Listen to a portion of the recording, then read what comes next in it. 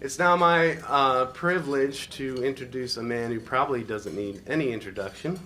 A prolific writer, a top-notch scholar, one of our most popular professors on campus, and now a Hollywood movie star.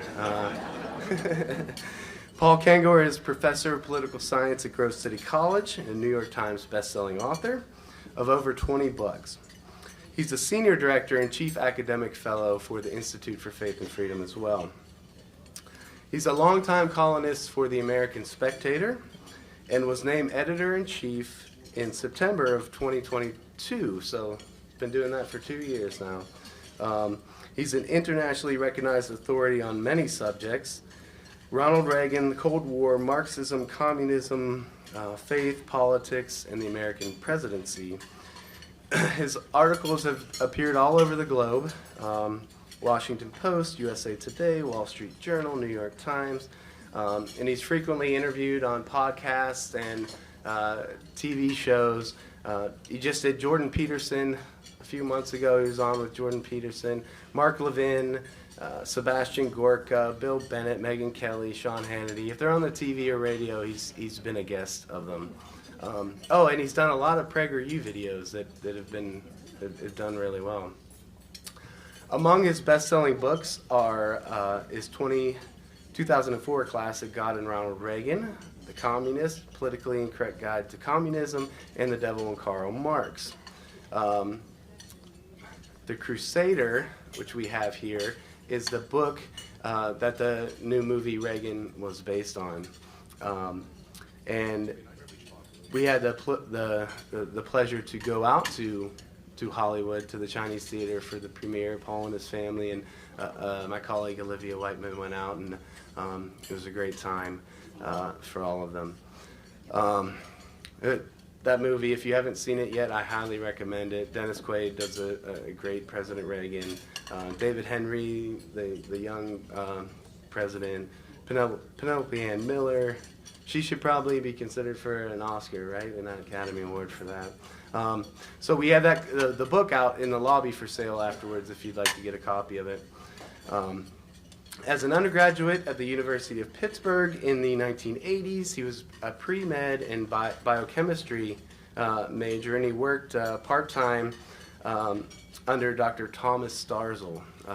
Dr. Starzl passed away a handful of years ago, but was a real pioneer. He went on to get a master's degree from the American University School of International Service in Washington, D.C., and a doctorate from the University of Pittsburgh's Graduate School of Public and International Affairs.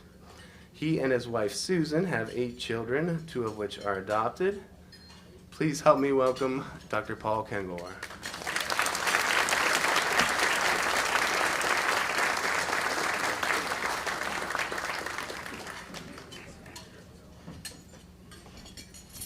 All right, hi everybody, welcome. So good to have you all here.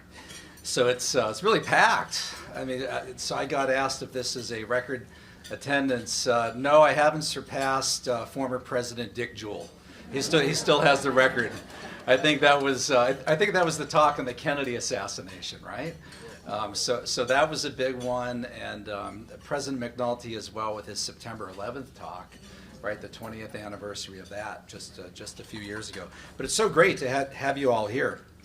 So I'm going to, this is a presentation I could give without notes, right? Talking about the assassination of Ronald Reagan, the near assassination of Ronald Reagan, near assassination of President Trump, and I mean, could these things be more relevant, right? With the Reagan movie coming out, which has happened with President Trump and in Butler a few weeks ago. But I have a text, so I'm going to read a little bit from the text because I want you to hear some of the quotes from some of the figures. There's some really profound spiritual moments in what happened with the Reagan shooting in particular. So I'll start with Reagan. Most of my talk will be on Reagan, which I know more about that shooting than probably anybody. And I don't need to say as much about the Trump shooting. In fact, I wouldn't be surprised if half the people in this room were in Butler, or at least knew somebody from the Butler rally back on July 13th. So I'll start with Reagan. So for those of you who've seen the new Reagan movie, by the way, how many of you have seen it? Do you mind if, oh, wow, okay, all right. This speaks very well of you. Very, very good job. Keep going, please. Keep going. We actually beat Deadpool and Wolverine in ticket sales last week on a couple days. Not overall. And I think we knocked off Beetlejuice too as well a couple days ago. So it's doing well thanks to people like you. No thanks to the critics, I'll tell you that. But for those of you who've seen the new Reagan movie, so this scene that I open up with here today is also the scene that we open up with in the movie, and that's no coincidence. So for America's newly elected, newly minted 40th president of the United States, March 30th, 1981. March 30th, 1981. Started as a regular presidential day. I think about that at that point. Reagan's not even in office for 2 or 3 months yet. In fact, at that point, he was president for 9.5 weeks. Sworn in January 20th, 1981. So it's March 30th, 1981. He has routine morning briefings, typical meetings, messages, different announcements about appointments to the federal bureaucracy.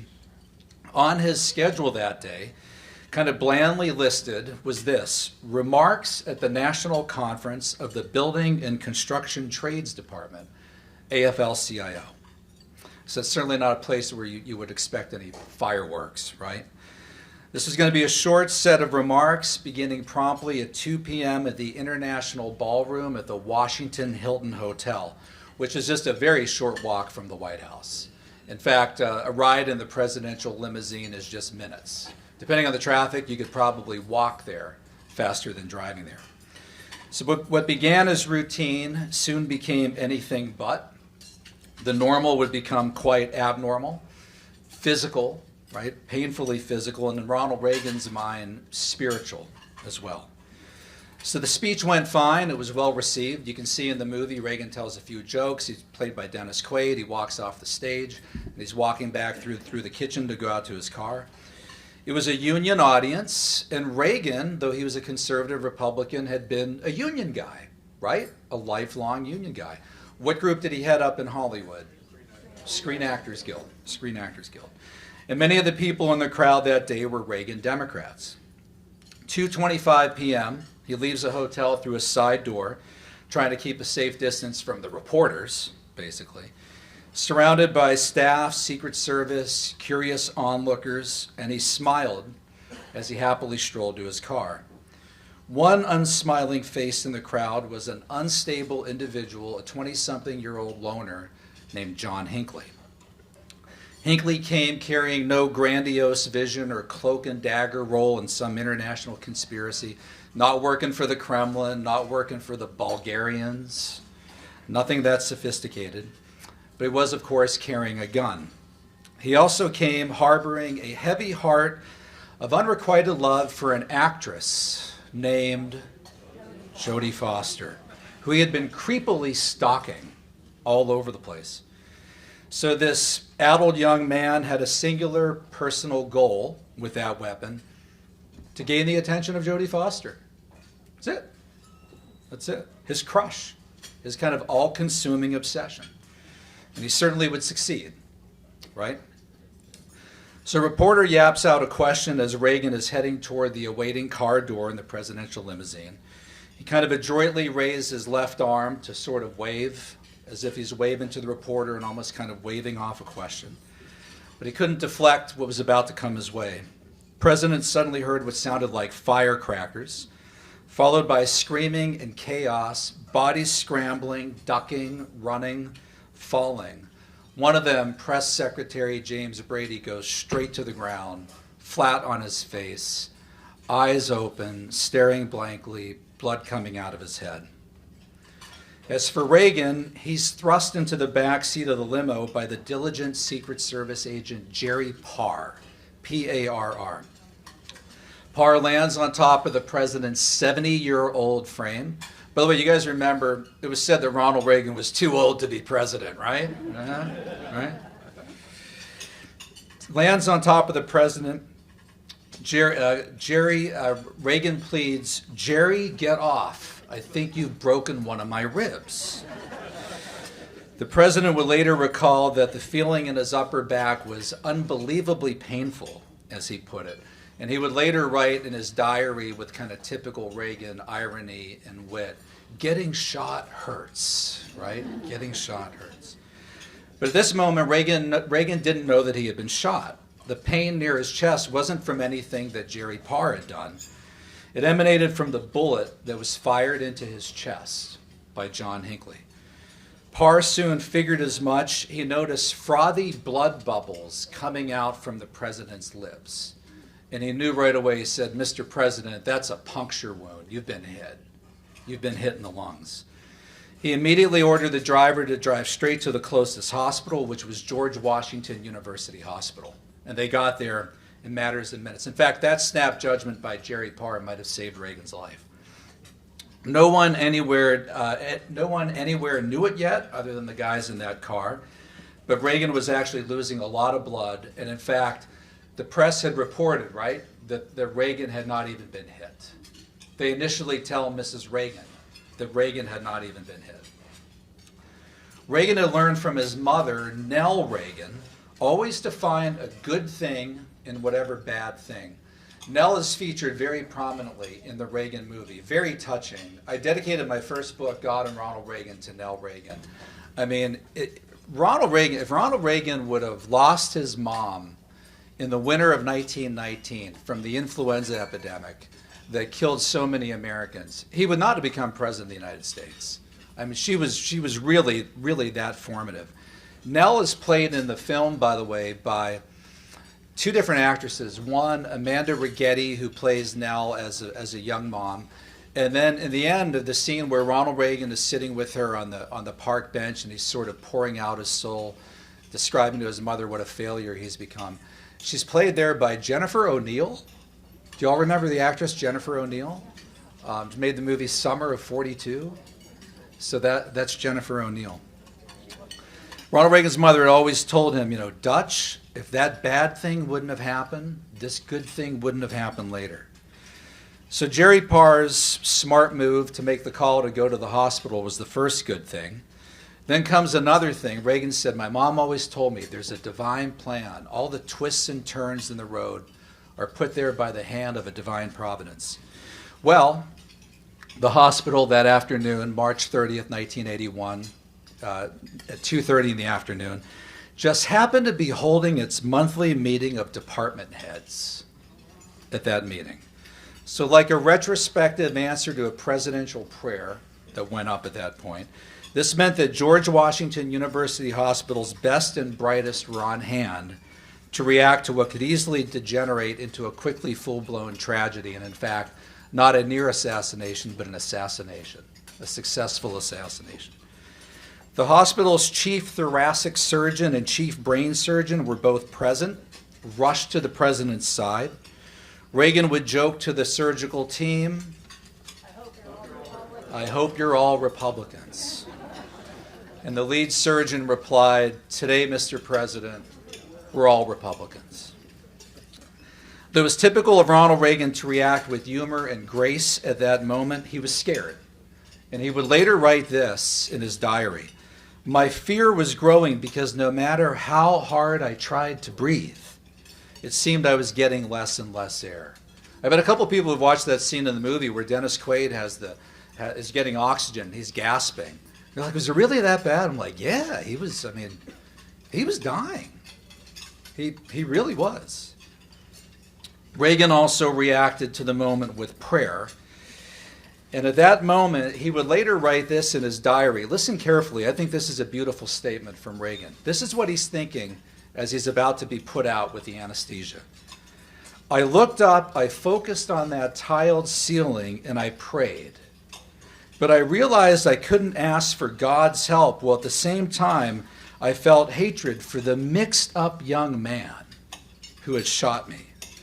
Isn't that the meaning of the lost sheep? We are all God's children and therefore equally beloved by him. I began to pray for his soul and that he would soon find his way back to the fold." Imagine that? So he's not just thinking of himself at that moment. He's thinking of this lost sheep, right? This confused young man. It's as if he felt the need for personal penance, right, to forgive in order to be forgiven himself and to be healed. When Ronald Reagan died, June 5th, 2004, John Hinckley's psychiatrist at the mental institution wrote a letter to the Washington Post and said, "I've been keeping this secret for decades. I want people to know that after the shooting and after Ronald Reagan healed, I got a call from the White House and talked to the president personally. He wanted to know if he could meet with John Hinckley and forgive him in person. And he said, I told him I don't think it'd be a good idea. He's just not in that kind of frame of mind." And Reagan said, "Well, whatever you say, Doc, no problem." Reagan needed all the prayer that he could get. Now that he was spread out on the table, the surgeons now discerned the frightening extent to which he had been injured. The mixed-up young man wasn't confused about the type of gun that he used.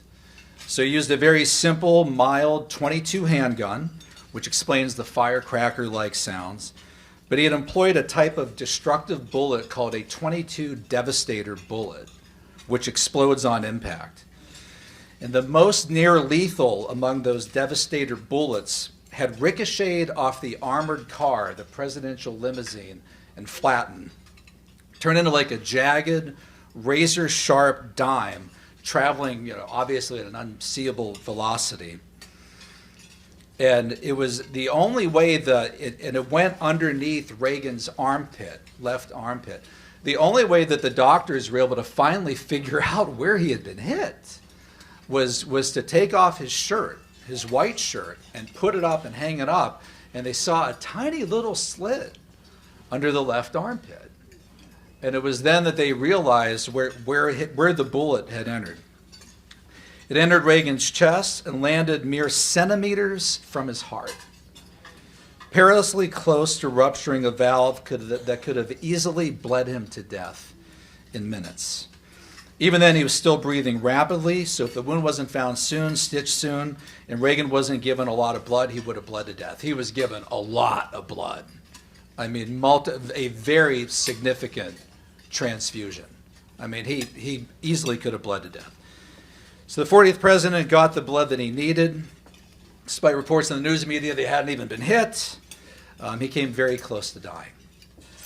Now Nancy's reaction, as Reagan kind of slipping away, at least into the recesses here of the anesthesia, family and friends rallied. He's in agony. So was Nancy Reagan. Now, Nancy's reaction was witnessed by very few people, but one person who called me in 2006 to tell me about a reaction that hadn't been reported was their pastor from the National Presbyterian Church in Washington, D.C., named the Reverend Louis H. Evans, Jr. Now, interesting Pittsburgh connection here. The Reverend Louis H. Evans, Sr. had been a pastor at Third Presbyterian Church in Shadyside. And when I talked to the Reverend Louis Evans, who at that point is in his 80s, and he said, "Now, Paul, I read God and Ronald Reagan. I was very touched by it. Obviously, you didn't interview me. You didn't know how to reach me. So I'm reaching out to you. I want to tell you a few things because I'm nearing the end of my own life."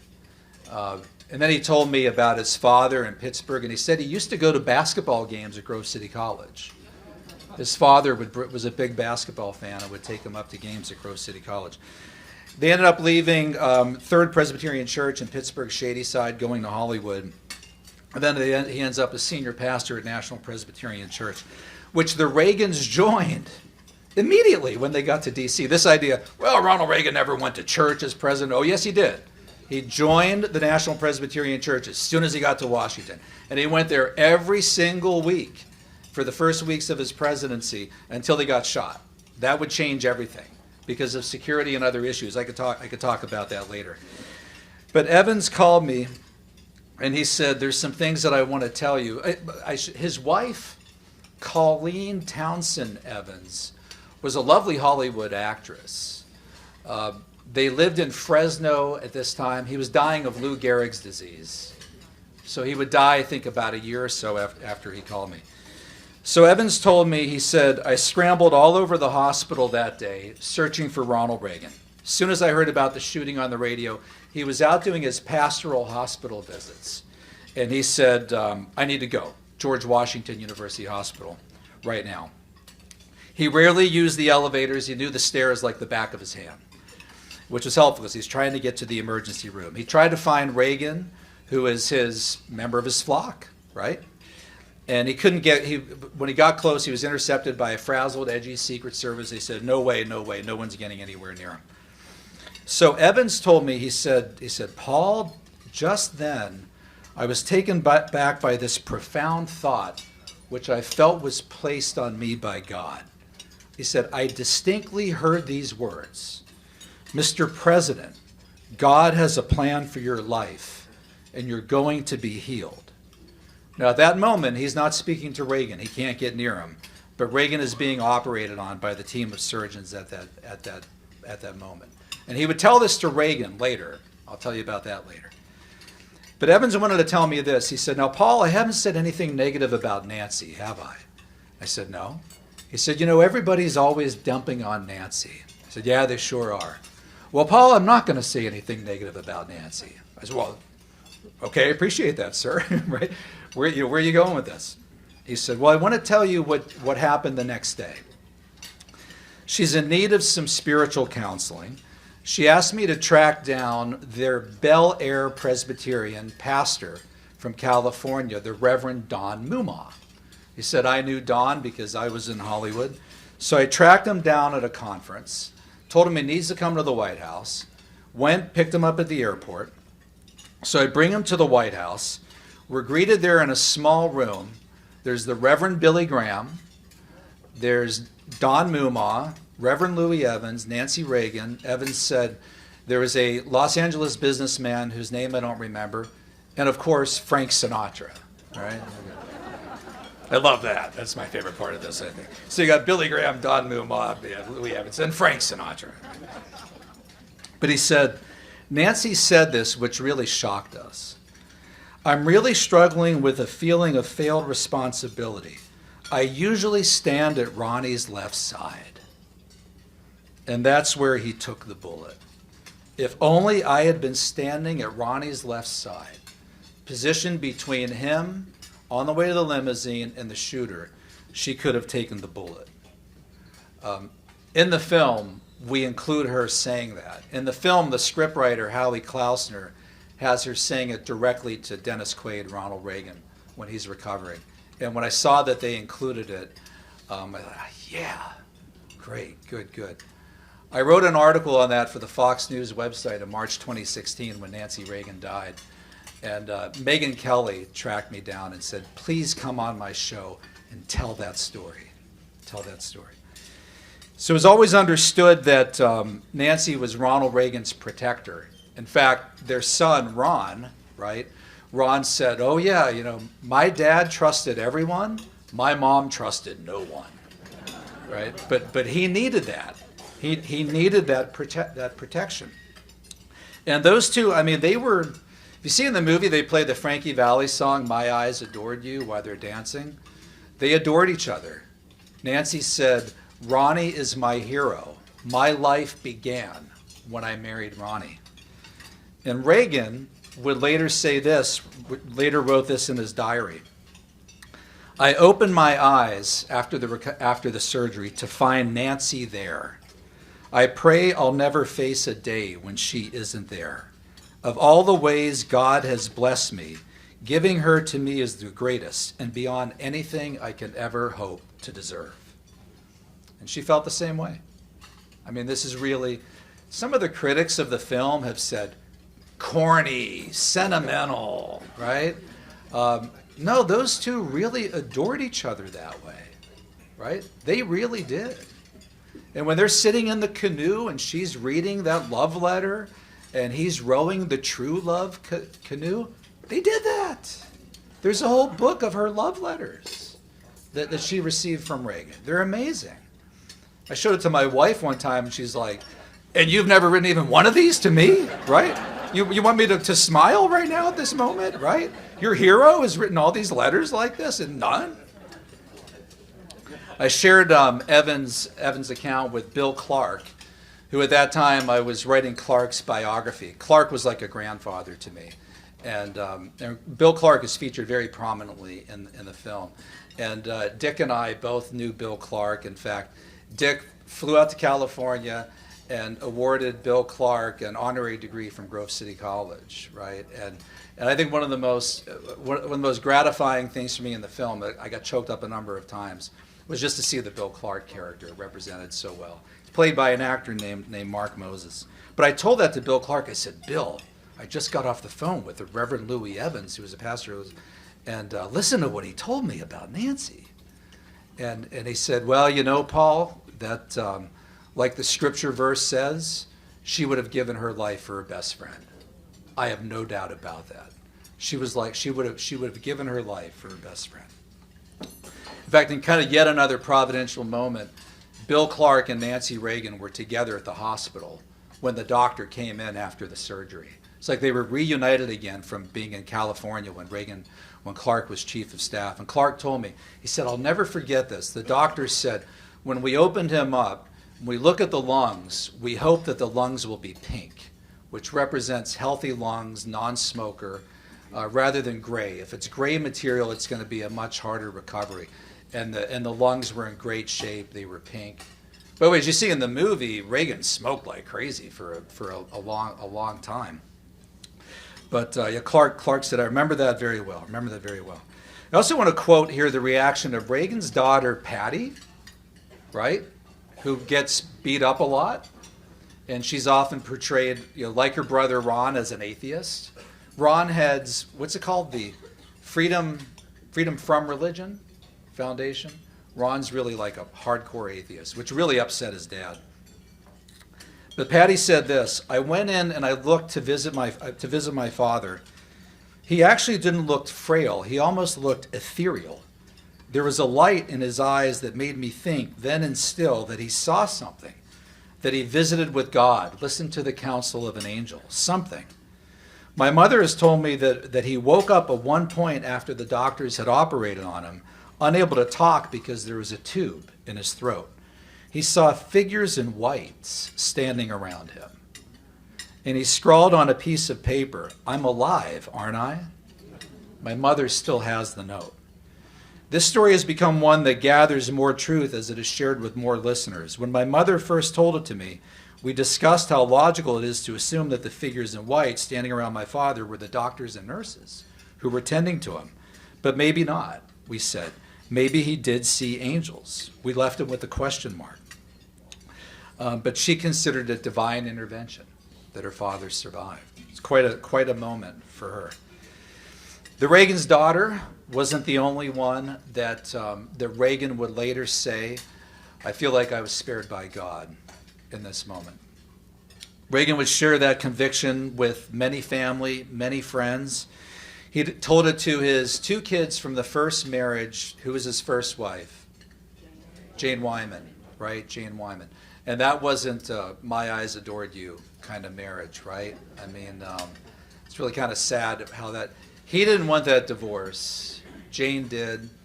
And but the children from that first marriage were Maureen Reagan and Michael Reagan, who was our first Reagan lecturer at Grove City College in 2005. So he told Maureen, he told Michael about how he believed that God had spared his life. When he got back home to 1600 Pennsylvania Avenue, he wrote in his diary that night, I know it's going to be a long recovery, but whatever happens now, I owe my life to God, and I will try to serve him in every way that I can. He told Mike Deaver, his aide, he said, perhaps coming so close to death made me now feel that I should do whatever I can in the years ahead to reduce the threat of nuclear war. Perhaps there's a reason that I've been spared. So he sat down at that moment and he wrote a 4.5-page letter to the Soviet General Secretary, Leonid Brezhnev, first giving his litany of complaints about the Soviets, and then trying to decide at a point when maybe they could get together, when maybe they could meet. Of course, what happened to Brezhnev not that long after that? Died. Then comes Chernenko, died. Then comes Andropov, died. Right? Then Gorbachev comes in March 1985, and Reagan said he was a different kind of Soviet leader, least of all because he didn't die. Right? I want to negotiate with Soviet leaders, but they keep dying on me. They keep dying on me. So Deaver encouraged Reagan, and Reagan said, you know, Mike, since I've been shot, I think I'm going to rely more on my own instincts than other people's. There's a reason why I've been saved. There's a reason why I've been spared. Deaver arranged for a meeting that Good Friday, April 17th, 1981, with Cardinal Terence Cooke, the Archbishop of New York. Deaver called the Diocese of New York, asked if Cooke would come down. Cooke got on a plane right away, flew to Washington. They sat down together. Reagan, very pensive, told him about what had happened, and Cooke said to Reagan, "The hand of God was upon you." Reagan said simply, "I know." And then he told Cooke, "I have decided that whatever time I have left is for him." Reagan also met with the Reverend Billy Graham, told him the same thing. Graham told Reagan, he said, "I know the shooter's parents. They are decent, deeply religious people who are completely crushed by the sickness of their son. They feel terribly about this." A few days after the meeting with Cardinal Cooke, Easter Sunday, Reagan meets with Pastor Louis Evans of the Presbyterian Church in D.C., National Presbyterian Church, and his wife, Colleen. And they had a private service together at the White House, an Easter Sunday service. I talked to Colleen Evans about that about 10 years after her husband, Louis, called me in 2006. And I said, "What can you tell me?" And she said, "Well, you know, pastor confidentiality is a really important thing. And I really honor that with my husband. So I feel like there's certain things I shouldn't say." I'm like, come on, come on. Tell me a little bit about it. And she said, "Well, I'll say this. He really wanted communion. He really wanted it. It was after the assassination attempt. He hadn't been to church since, and I think he was really longing for it. So my husband and I brought communion to him and Mrs. Reagan. It was very holy. It was a very holy service, and I'll tell you, I was just honored to be able to do that." Reagan wrote in his diary, "It was a beautiful Easter. Reverend Louis Evans and his wife called and brought us communion. They made it the most meaningful day." And then after that, so Evans sat down and he told Reagan about the day that he had tried to visit him at George Washington University Hospital. He told him about the mental image that he had that day. And when he mysteriously heard the words, "Mr. President, God has a plan for your life, and you're going to be healed," just as Reagan was being operated on. Reagan thanked him and said, "I know God has a plan for my life, and now I need to find it." Reagan said that more that day. He kind of gazed out the window pensively at the yellow room window toward the Jefferson Memorial. And he told Evans, he said, as he was struggling to breathe on that operating room table, he felt that if he didn't forgive John Hinckley at that very moment, God would take him. He needed to forgive. And his mother, Nell, always said, "Dutch, you need to forgive. You always need to forgive. Always need to forgive." I'll give one more example here of a meaningful encounter that Reagan had like this. June 17th, 1981. So this would be a couple months after the shooting. He has lunch at the White House with Mother Teresa. And she looked him in the eye and said, "Mr. President Reagan, did you know that she and her fellow sisters, stayed up for 2 straight nights praying for you after you were shot? We prayed very hard for you to live." And Reagan's almost speechless and kind of nodded and thanked her. And then she looked him in the eye and said, "You have suffered the passion of the cross, and you have received grace. There is a purpose to this. Because of your suffering and your pain, you will now understand the suffering and the pain of the world." And he was speechless, and Nancy just dissolved into tears, choked up. So now with that pain and suffering, Reagan was ready to carry out this divine plan, the DP, as he and Bill Clark called it. And they believed that that was to take down the Soviet Union, to defeat atheistic Soviet communism. And I'm going to transition here to Donald Trump, but I would be remiss if I didn't mention what happened not long after this with Reagan's chief partner in the divine plan to take down the Soviets. Another shooting 6 weeks later, right? Who? Where? John Paul II. May 13th, 1981, St. Peter's Square, feast day of Our Lady of Fatima. Waiting there is a Muslim Turk working for the Bulgarians named Makhmet Ali Asha. And in his jacket, he's got a 9mm semi-automatic weapon. He's waiting all day. Got dropped off early in the morning, waited. And then finally, when the time on the clock hit 5:13 p.m., just like the time, the date, 5/13, 1981, he comes around in his white Fiat, Pope Mobile, and Asha fires, shoots, hit him a couple times, once in the hand, once in the gut, right next to the main artery that if he hadn't been gotten to Gemelli Hospital almost right away in the next few minutes, he would have bled to death too. So it would have been that close. They meet together at the Vatican a year later, June 7th, 1982, and 50 minutes one-on-one at the Vatican Library. I've requested from the Vatican to see the notes on the meeting, but they're under seal for 75 years. So if I get my math right, what would that be? 2056 or something, or 57? Right? It's going to be quite a while. I'll be 90 something if I make it to that point. But they spoke English. The Pope spoke like 6 or 7 languages, and Reagan looked at him and said, "Hope remains in your country, Poland. We working together can keep solidarity alive and defeat Soviet communism." So at that point, they committed themselves and their teams to that purpose. And hey, you know the rest of the story, right? Fall of the Berlin Wall, 1989, collapse of the Soviet Union, 1991. We can talk more about that during the Q&A.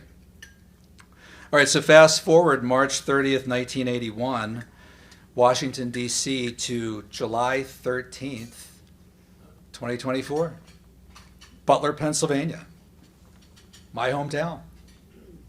Class of 1984, Butler, Pennsylvania, right? Mike Kelly's hometown, Rick Santorum, right? Number of different people here in this room who I've talked to, went to Butler High School. So this will be shorter because a lot of you are familiar with what happened there, of course. I'll tell you my story about that day. I was going to cover the event for the American Spectator. So as Robert noted, I'm the editor of the American Spectator. Trump had been in Butler 4 years earlier, and it was this massive rally, right? Just gigantic. I mean, really kind of unbelievable. So he vowed to go there again. So here he is, July 2024. They're expecting this gigantic crowd. My son, my 16-year-old son, was planning to go. He had a friend of a friend who worked for the campaign. He thought it'd be really cool to see a president, right? To go to a big rally, something exciting like that. And my wife said, "Do you think we should let him go? I mean, is it going to be safe?" And I said, "Yeah." We both had, I tell you guys, we had a bad feeling. We really did. And I said, no one's been shot. I mean, at a rally or at anything since Reagan, 43 years ago. You got to go back, then RFK Sr., right? June 1968. It's going to be a bunch of security. I mean, you can't, just buy a ladder from Lowe's and climb up the side of a building and, carry your rifle and go up there and take a shot at the former president of the United States, right? So I was going to go cover it for Spectator. The night before, I emailed Vladi Plazinski, Jeff Lord, Melissa McKenzie, and I asked Jeff, I said, should I get a press pass? And he said, it's not going to matter. I mean, just go if you want to. You can get close enough. And I said, I don't really want to go, Jeff. It's going to be hot. He said, yeah, you'll be there all day. And he said, listen, Newsmax is covering the whole thing, the entire rally, the whole thing, start to finish. Watch it on TV, take notes. And people who will be there. You can get quotes from them and, file a report from your living room. And I said, well, All right, but my son's going to go. I kind of feel like I should be there with my son. And well, off and on, about 3 o'clock, I decided not to go. So my wife and I have it on TV, and we're watching, and the firecrackers sound. And I said, oh, I can't believe it. I just can't believe it. Can't believe it. And my wife said, I knew we shouldn't have let him go. I knew we shouldn't have let him go. I knew we shouldn't have let him go. Drops to her knees, just starts praying, right? I grab my phone, are you okay? Are you okay? In capital letters. It took me about 2 minutes to type that. By the way, he didn't have cell service. And he went back to the Butler Farm Show grounds. That's where it was. A few weeks later, it had cell service. I don't know why he didn't have cell service. Yeah, I've heard that. Took about 20 to 30 minutes. Just an awful 20 to 30 minutes. I mean, the president was up within a minute, so we figured he was okay. And at that point, my wife and I are freezing the TV screen, right, to see if we could see my son sitting behind him. A number of people in this room, I know, were there. Had bullets go right over their heads. So and then once we found out my son was okay, then we just started worrying, who got hit? Who got hit? Those bullets had to land somewhere, man. You got a wall of flesh behind him, in front of him, so who got hit? And my son told me, he said, somebody's in really bad shape. We heard that somebody's dead. So I knew about that even before the media did. Of course, that was this poor soul, Corey Comparatori, right? He's just way off to the left of the stands. And I mean, it's just so random, you guys, right? I mean, just so capricious. That's the poor guy, just happened to get hit. So when Donald Trump stood up after being hit and fight, I laughed. I said to my wife, look at that. I said, he just said fight, right? That's incredible. What an amazing reaction at that point. And also kudos to Trump here. He probably prevented a stampede, because if he would have been laying down there and people thought, and maybe more shots, I guess, but they did stop the shooting, right? But people could have, there were a lot of people there. As Trump said when he started speaking, Biden gave a rally the other day, there were like 93 people there, right? If the media here wasn't so biased, they turned their cameras around, you see 50,000 people here right now. I asked my son, I said, he turned his head. At that minute, I heard that there were people saying there's a shooter here. Was he responding to that? He said, no, Daddy put up this projection with numbers on immigration. That's what he was looking at. And if he hadn't turned his head just like that, I mean, he would have been gone. By the way, Hinckley used 22 Devastator bullets. This guy used hollow point bullets that explode on impact. I mean, that just like with Reagan, a few centimeters over, he's a dead man. A couple of other parallels to Reagan. Just as with Reagan, Trump immediately that evening, thank God, credited him, H-I-M, uppercase H, with his survival. And he didn't hesitate to say that to friends, family, intimates. He said it several times in the immediate days that followed after that Saturday. Where did he go next? Immediately. Which city? Republican convention? Milwaukee, right? On that Monday. He said in a private event in Milwaukee, the site of the RNC, told a small group, quote, God was with me. God was with me. In accepting the party's presidential nomination in that really historic speech that night, he said, I had God on my side. I've never heard Trump say anything like that before, right? Said, I'm not supposed to be here tonight. And the delegates started shouting back, yes, you are. Yes, you are. Yes, you are. As if agreeing with the audience, Trump then said, I stand here in this arena only by the grace of Almighty God. He called it a providential event. When his son Eric spoke on Thursday, he looked up at his seated father and said, like the Reagan kids said to their dad, Dad, by the grace of God, divine intervention, and your guardian angels above, you survived.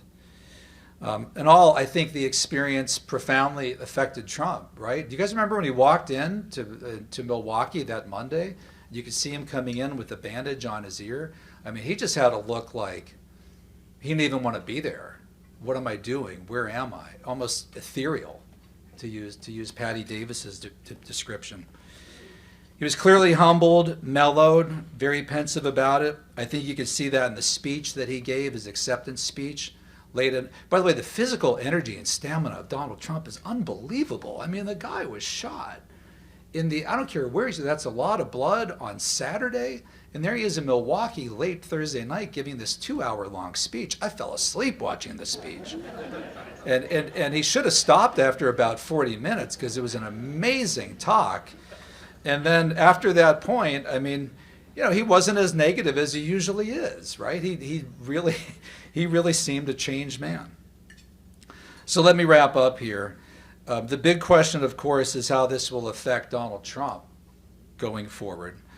Like Reagan, believing that God had spared him, crediting God, thanking God.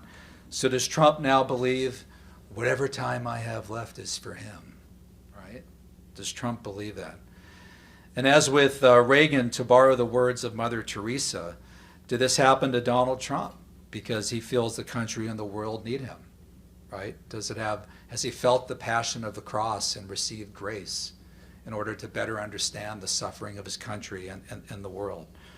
So those are answers that your humble speaker doesn't know the answer to. Truly only God knows. But I do know this, the last few months of presidential politics have been kind of astounding. I'll never forget this call that I got. I do the Drew Mariani show on Relevant Radio about once a week.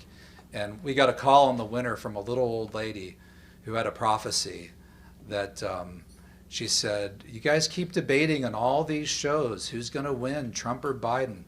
I don't think either one of them is going to be the nominee in November on the ballot. She got that half right with Biden. She almost got it 100% right. I guess there's still a few weeks left. I mean, I shouldn't even say that. I mean, come on. Right? So the last few months have been really wild, really profound. We'll see how the next few months play out. So buckle up. All right. Thank you very much. I'll take any questions that you have.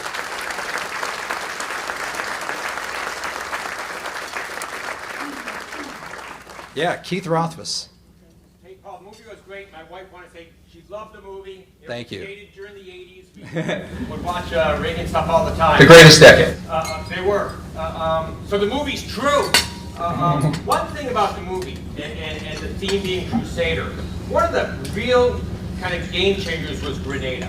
Yeah. And that wasn't in the film. Was it going to be in the film? Was it not in the film? Were there things that you were thinking might be in the film, but ended up on the cutting room floor? Yeah. Tell us about that. Yeah, there's a number of things that ended up on the cutting room floor. And in fact, so when the DVD comes out, there will be an extended version. When I saw the movie for the first time in Nashville, summer of 2022, it was about 2 hours and 20 minutes. And Mark Joseph asked me, he said, what'd you think? I said, don't take this the wrong way, but it was really good. I'm really surprised, right?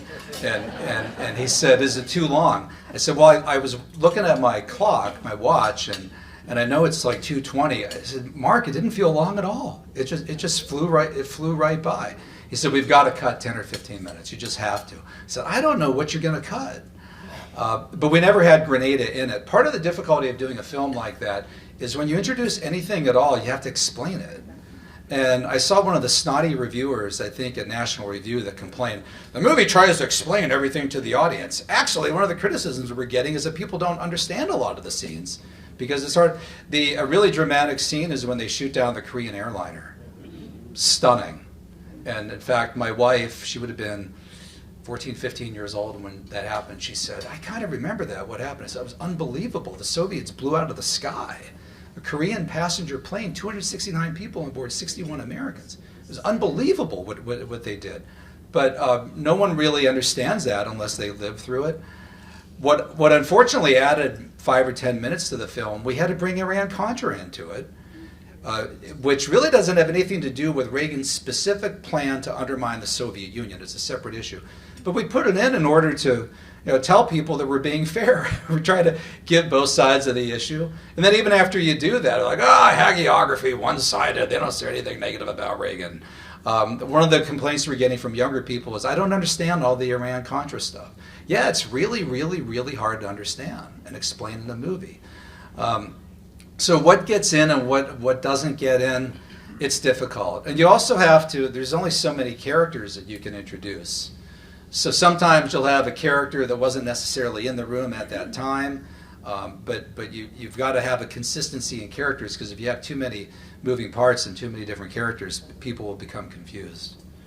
Yeah. Yeah. Following up with the theme of the movie, I wonder the timing of its release. Yeah.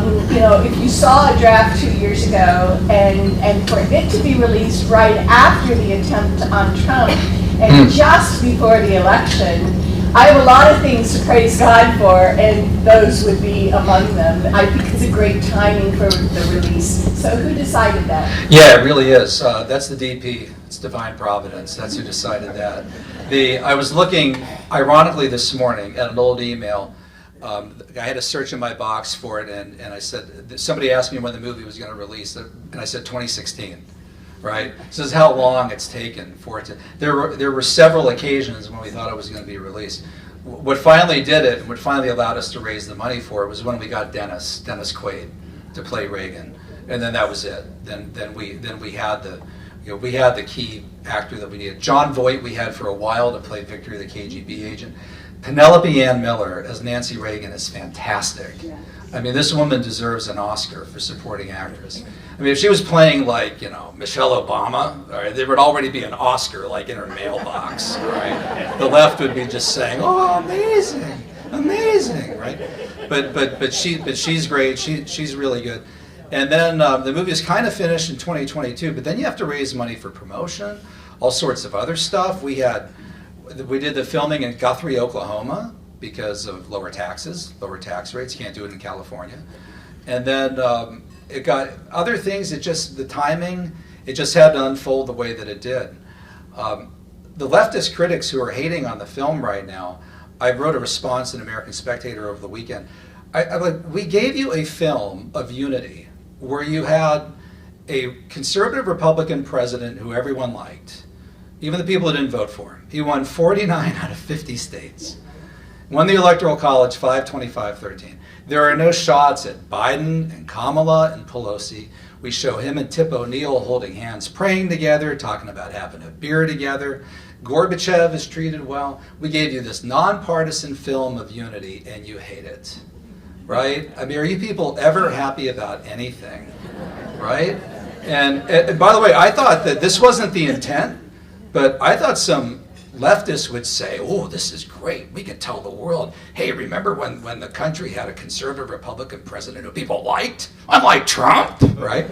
But instead, they're just kind of so antagonistic about anybody with an R next to his name that they feel the need to attack it. I've noticed that some of the most hostile reviewers, I try to look up their birth dates, were born like late 80s or after.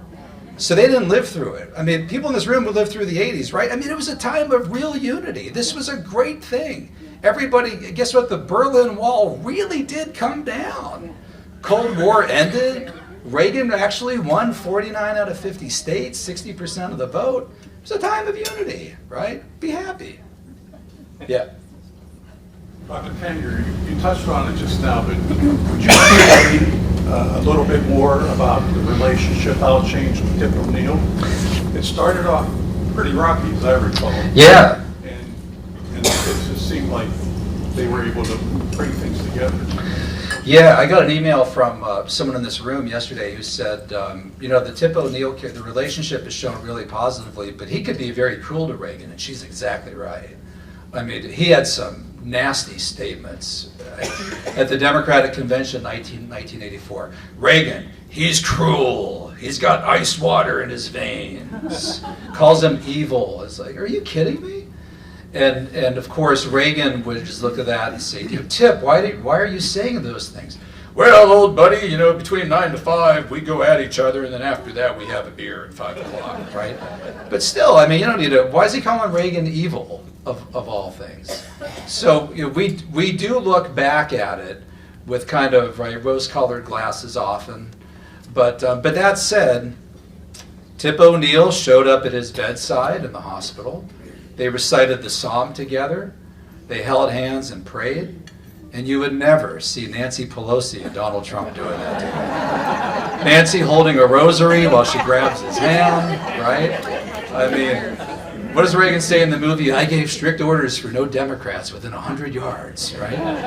That probably would have had to been Trump's order, right?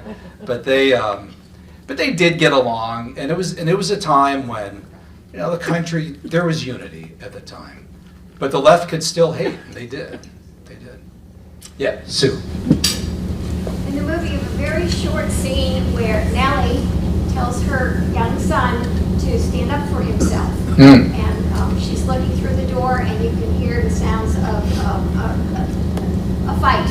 Who threw the first punch? Yeah, that's a good question. She did that too. He was coming home, and some bully chased him home again. And so, and so Nell stands at the door and closes it and says, "Out, you go out." And so he takes off his glasses and puts down his backpack and goes out and fends for himself. And because Reagan was so humble, Reagan would never say, "Well, I went out and kicked the snot out of him," right? He didn't say, "You can't even hit a golf ball 50 yards," right? But he didn't say. Reagan said he held his own and didn't get bullied again after that. But Reagan was a very physically fit person, an athlete. You can see that in movies like New Rockney, All-American. As a lifeguard for 7 summers, 7 days a week, he saved the lives of 77 people. He was a great swimmer. And Reagan, the lifeguard in the film, was played by David Henry. And those are great scenes at the Rock River in Dixon, Illinois. There are 3 actors that played Reagan. The youngest one was a kid named Tommy Reagan, I believe, and it's spelled differently. It's kind of odd that his last name is pronounced that way. Yeah. Paul, I thought the use of Victor as the KGB agent, as the narrating was tremendously clever. Was that based on a real-life character or something you came across in your research? Yeah, thanks, Tom. Victor, the KGB agent, who's like the main narrator in the film. The National Review reviewer said he hated that. He wouldn't have done that. It's like, all right, whatever, buddy. Everybody else likes it. But the Voight character, yes. So Victor, the KGB agent, is a composite character who represents probably 100 different KGB agents who were following Reagan, and referring to him as the Crusader. So you'll see in the book, The Crusader, it opens up with 2 different quotes from 2 different Soviets. Calling Reagan the Crusader. So he's used as a composite character to tell that story. Yeah. Yes. What was the name of the book that Nell gave Ron? Oh, yeah. Yeah. Very good. Yeah, the name of the book that Victor has and that Nell gave him is called That Printer of Utils, which was written. I have like 6 copies in my office thanks to you folks. You guys send me copies all the time, which is great. And it was written by Harold Bell Wright, Disciples of Christ Minister, which was the church that Ronald and Nancy Reagan went to. 1903. He wrote a bunch of these kind of fictional Christian novels around the turn of the century, sold millions of copies. And it opens up, it's a story about this kid with a drunk father who he can't rely on, and learns from his mother to rely on the Heavenly Father. And so the young protagonist, he goes off into the world, becomes homeless, eventually is brought in by practical Christians at this church who take him in, allows this city, Boyd City, helps turn it into kind of a shining city upon a hill, runs for office, and the closing scene of the book, he's elected to go off to Washington, D.C. to change the world with his brown-eyed girl, Amy, gazing up at him, all proud of him, right, as he goes off into the world. And so the 11-year-old Reagan, who reads that book just a few months after picking his dad, Jack, up from the snow. He came home from the YMCA, and Jack is laying on the front porch, as Reagan put it, arms outstretched, as if he were crucified, drunk, passed out. And young Reagan drags him into the house. So he's searching for meaning, loved his father, but couldn't really count on him. And that's when Nell said, "Let me have you read this book." So Reagan reads that book, finishes with the end with Amy, and Richard going out to save the world, and he says to his mom and his pastor, Ben Cleaver, "I want to be like that man," and then closes the book and the rest of the story. Yeah. How much time we have, Robert? One more. One more? All right, Brad, to me. Thanks to Grove City College, I got to see the Reagan Ranch some years ago. Yeah. You touched upon the relationship between Ronnie and Nancy. And if you go there, you really learn about it. One of the stories they told, a Secret Service guy was horseback riding with Ronnie and Nancy. And he got off his horse and held his hand up to help Nancy down off her horse. And she did not give him her hand. Ronnie came over, tapped him on the shoulder and said, "That's my job." Yeah. Wow. And then he took her down, took her in his arms and kissed her. And then they were rolling in the grass, kissing, like teenagers. Yeah, amazing. Yeah. That's an insight. Yeah, right on. Yeah, and that, I'm so glad this is the last question, because that ranch is managed by the Young Americans Foundation, and it's run by Andrew Coffin, Grove City College graduate, who was in the front row of the first class that I taught at Grove City College in September 1997. Isn't that wild? I mean, I come in, can't imagine that day that kid sitting up front, right, is going to end up where he was. And some of the best scenes in the movie are at the ranch. So most of the film was shot in Guthrie, Oklahoma, but they did the ranch scenes at the ranch, and they're really beautiful scenes, including the rowing on the canoe. That's actually at the ranch. That's Dennis Quaid and Penelope Ann Miller. And speaking of things that were cut, Andrew Coffin was in the film as a cameo, and that scene got cut out, which is too bad. It's a nice scene, but that's hopefully they'll get it back in the extended version. All right, I better stop there. Right? Thanks, Robert. Thanks, everybody.